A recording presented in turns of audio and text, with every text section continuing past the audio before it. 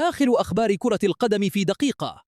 رسالة قوية من هانزي فليك مدرب برشلونة يؤكد رغبته في تجديد عقده إلى ما بعد 2027، معتبرا أن البارسا ستكون محطته الأخيرة في التدريب. جاء هذا التصريح بعد الخروج من دوري الأبطال أمام أتلتيكو مدريد، في وقت يستعد فيه الفريق لمواجهة سيلتا فيغو في الدوري الإسباني.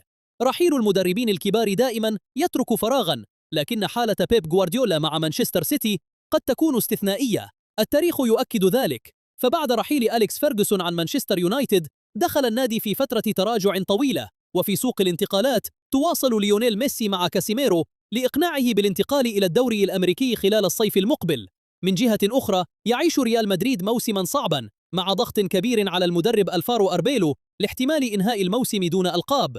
وفي خبر تقني مهم، أعلن خافير تيباس اعتماد تقنية التسلل الآلي بالكامل في الليغا بداية من الموسم القادم للحد من الجدل التحكيمي. وأخيرا يبقى مستقبل أنطونيو كونتي مع نابولي مفتوحا وسط تقارير تربطه بالعودة لتدريب منتخب إيطاليا.